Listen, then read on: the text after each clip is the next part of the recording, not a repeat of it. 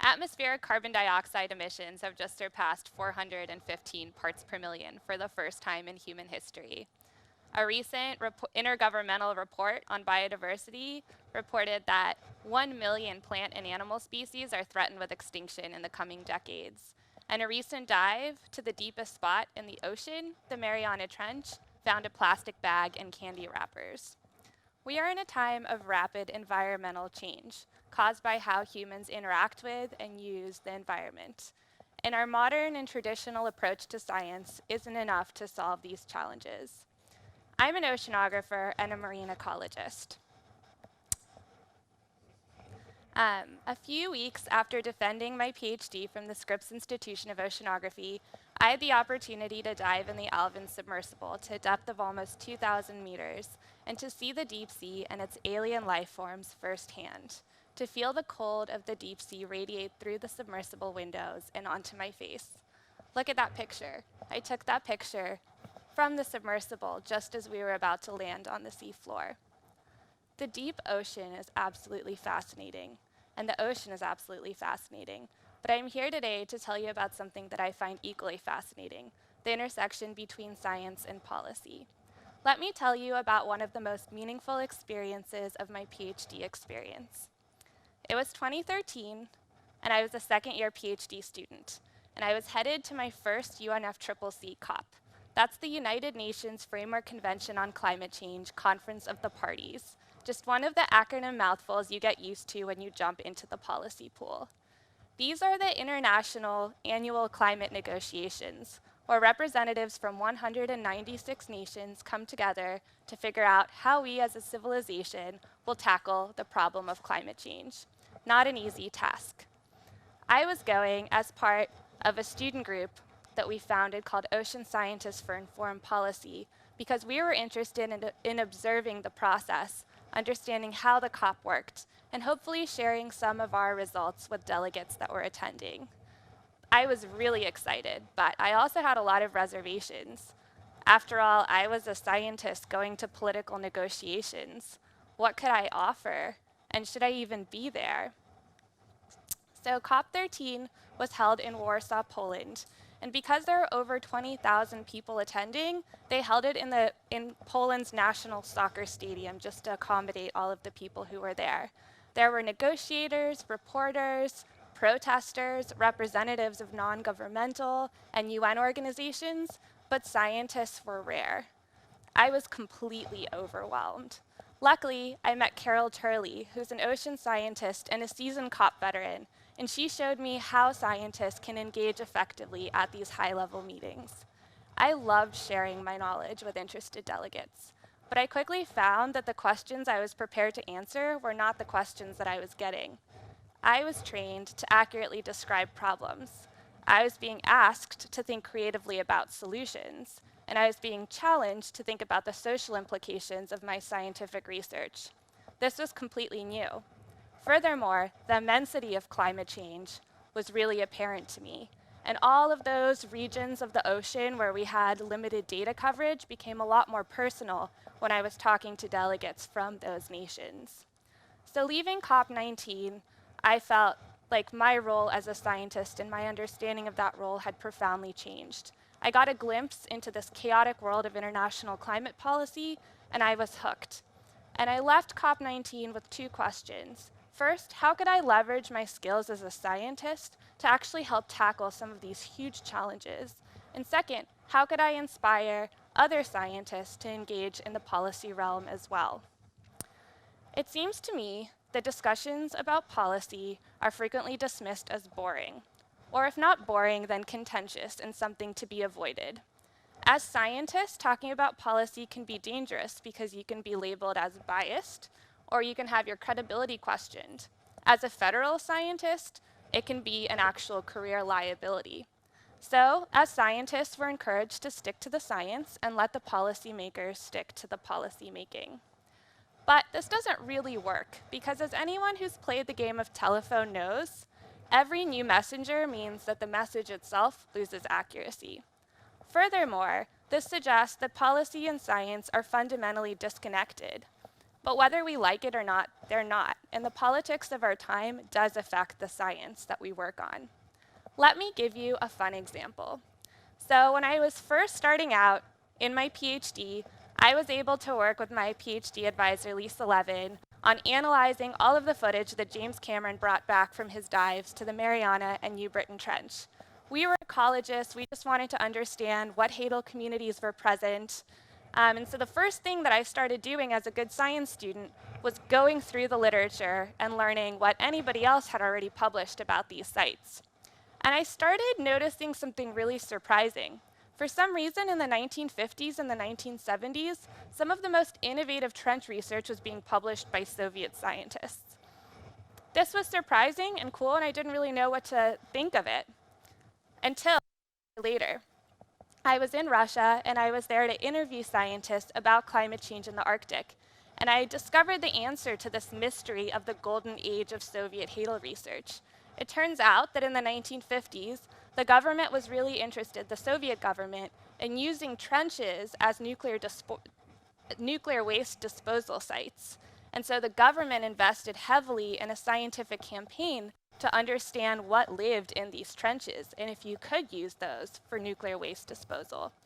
And so the results of that study found that there is life in trenches, and trenches are connected, and they're actually areas of high biodiversity. And those results completely closed the policy discussions of using trenches for nuclear waste disposal. So here I was reading these papers, having no idea that this was actually an example of politics affecting the development and history of science, and then science in turn actually informing policy. So if we believe that science is affected by politics and policy, and that's certainly what we see in the US as well, especially through funding, then the question becomes, how can we as scientists also inform policy? So with that, let me take you to my next COP experience. So this is a year later. It's COP20 in Lima, Peru. I'm going back with a Scripps delegation, and now my PhD advisor is coming along with us. And at the beginning, everything is going really well. So it feels a lot like the previous year. I know what I'm doing. I'm helping to train some of the other students who are new there. I'm presenting at side events. I'm sharing information with delegates who are coming to our booth. But one of the things that we keep returning to is that we know as ocean scientists that the science is there that shows that the ocean has a critical role in climate mitigation and adaptation, but yet it's still completely missing from the political negotiations there. And why is that? COPs are really cool because they bring together an incredible community of people with really diverse expertise. At COP20, I met somebody who pretty much profoundly changed my understanding of the COP and policy process. His name's John O'Niles, and he's probably the only person in the world who walks around with a marked up hard copy of the UNFCCC, the Kyoto Protocol, and the Paris Agreement in his bag at all times. So he sat down with the Scripps delegation to offer some of his perspectives on why oceans weren't incorporated within the international climate negotiations. But it was really hard to follow what he was saying. It was like acronym after acronym after acronym. One kept coming up over and over again. It was ADP. Finally it said, what is this ADP? And he stopped. He missed a beat. And he realized we didn't really know what we were doing there. He started drawing out the whole process of the UNFCCC and the COP for us and explaining all of the different bodies that were there. And the ADP, that was what would go on to become the Paris Agreement. That's what all the negotiators were doing there. They were working on the next major climate treaty. And as ocean scientists, we wanted to understand why oceans weren't incorporated in these political discussions. We had to understand how ocean ecosystems were or weren't incorporated in the text of the documents that guide this process. So leaving COP20, I was like, okay, if I want to make an impact as a scientist, I really need to understand this policy world a little bit better. So I applied and I was accepted to take part in this advanced policy training for scientists with this group called Compass. And I learned two really important points there. First, timing is critical for effective science policy interactions. Timing could be the difference between the same exact information making no difference or having a huge impact. So identifying those critical decision points was really important. I realized that the Paris Agreement was a critical decision point. If and when that agreement was adopted, the door of possibilities on ocean inclusion would close. So that for me meant I better start studying the draft text and understand how marine ecosystems in that. And hint, they weren't. The second thing I learned was that personal relationships were really important for effective science policy interactions. This meant that I needed to understand the nuances of how policymakers there felt about the issues that I cared about, which meant that I needed to start asking questions of the negotiators. Were the negotiators concerned about the lack of ocean inclusion? Why was this the status quo? And what would they like to see that could help them make a difference there? So, without additional training, I walked into COP21 and I felt really prepared.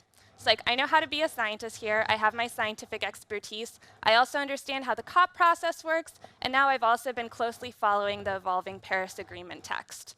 And so, when I was there, I actually caught when oceans were for the first time included in the draft text of the Paris Agreement, only to then be cut out the following day. And as soon as I saw that, I reported it to all of the negotiators who I had established those relationships with, as well as the ocean science community who was there.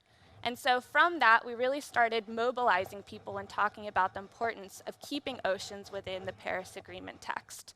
The other thing that I started doing was actually producing these daily fact sheets for negotiators. So negotiators are working around the clock at the COPs, they're not getting very much sleep, and it's really hard to follow the evolving issues that are taking place, especially for the small delegations from developing nations. And so I would put out these fact sheets and provide those to the negotiators. It was a really long and delirious 2 weeks. But at the end of those, we were there to see the historic adoption of the Paris Agreement. And yes, oceans are included in the final text. So, that's not the end of the story, though. So one of the things that makes the Paris Agreement really special is that the countries get to decide how they're going to meet their objectives for climate mitigation and adaptation. But they have to report those with transparency to the UNFCCC Secretariat every 5 years. For scientists, this meant a whole new set of data that previously had never existed. If these climate pledges were the building blocks for the Paris Agreement, then understanding ocean inclusion in the Paris Agreement would come from understanding these climate pledges. So finally, here's an opportunity for me to use my scientific expertise to do some analysis to inform the policy process. So that's exactly what I did. I analyzed all of the submitted climate pledges from countries, and I looked at how and how many countries were incorporating ocean issues, and then I looked at which national variables actually affected how much marine focus there was across climate pledges. This study, called Ocean Commitments Under the Paris Agreement, was published in the journal Nature Climate Change, which as a graduate student was like a huge deal. But more importantly, this study was actually used as a tool by negotiators to make sure that their climate pledges do better at referencing and including marine issues. And promisingly, it's a tool that continues to be used today. So this was a really awesome example for me for how scientists can actually engage and inform policy. And despite the fact that oftentimes policy outreach is seen as detrimental to scientific success, this work absolutely was not for my trajectory as a scientist. Partially because of this work, I received the Switzer Environmental Leadership Fellowship and also made it on the Forbes 30 Under 30 science list.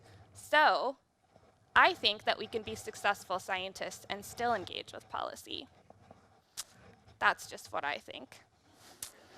But I started this talk by saying that the ocean is fascinating. It's also vast, and it's largely unknown, and yet every single part of the ocean has been impacted by human activities. I think that as scientists, we can be engaged and help with these issues. I think that when you have scientists at the table, you end up with more sound, evidence-based policy. So UCSD, a core element of the UCSD strategic plan, is to understand and protect the planet. I would argue that the current way of teaching science does a really good job at achieving the first component of that, understanding the planet. We do really great with that, and we train students to be really good scientists, really be able to describe the problems. But the second component of that, protecting the planet, we're not getting there because that requires a different approach. That requires having students who understand the decision-making processes that guide how we manage those environments that we care about. So, what do we need in order to have this next generation of scientific leaders who can actually understand and protect the planet? I think that we need to train brilliant scientists who are also comfortable engaging in policymaking processes and empower them to act as citizens. What does this look like? I think that when students are taught about marine science or oceanography in the classroom, they should also be taught at the same time about things like the UN Law of the Sea, things like the US Ocean Policy, the California Marine Life Protection Act. When students are taught about the science of climate change, they should also learn about the UNFCCC, the Kyoto Protocol, and the Paris Agreement. Students should also be taught about things that are actively being decided, like, for example, public comment periods on policy changes, like for the Clean Water Act, or ongoing negotiations, such as for the Biodiversity Beyond National Jurisdictions Treaty. I think we should train students to not only memorize information, but really challenge them to think creatively and in multidisciplinary contexts about how they can apply their knowledge to solutions, and really challenge them to come up with those solutions and test those in the classrooms. Because I think that students come to college really hungry to make a difference. And I think we should nurture that and empower that and not tell them that that's contrary to being a scientist. Again, that's just my opinion. But I'm not the only person who's noticed that scientists are reluctant to engage. I love this quote, or this tweet. I think it's amazing. And I think we really need to think long and hard about that. Why do we give up our voices as scientists? Is it because we're afraid of being misquoted by the media? Is it because we're afraid of having our credibility questioned? Is it because of this advocacy line? Is it because the incentive structures within academia don't actually incentivize policy outreach? Or is it simply because we don't have the right training?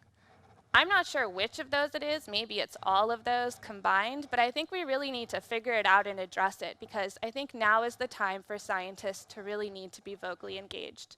I look around and I'm concerned about the growing mistrust of science and the loss of scientific expertise in our political institutions in the United States. And so, how do we move forward from this? I think part of it is that we need to empower scientists to really step out and embrace their voices. Think about where there are intersections between the science that they're working on and their expertise and ongoing policy conversations. Sometimes this may just look like sitting in a room with policymakers and listening. For me, mentors are really critical, so identifying mentors to help us navigate, I think, is also very important. Secondly, I really encourage academic institutions to embrace both solutions-based thinking as well as policy knowledge within the science curriculum at the undergraduate, master's, and PhD levels, because those students are there and they're waiting to be empowered.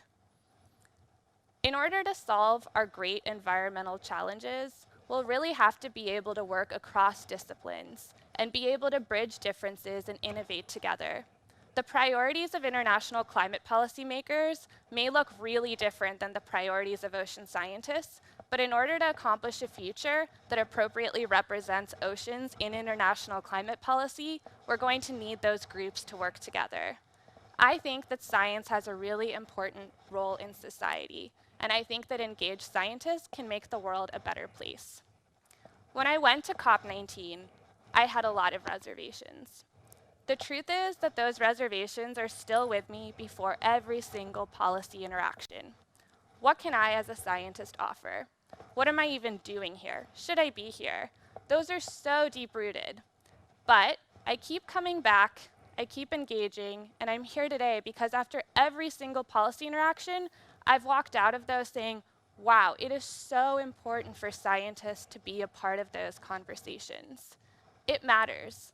We can't solve today's greatest environmental challenges without scientists engaged and at the table. And so I will leave you with this. Your voice is your impact. The world needs your voice. Use it. Thank you.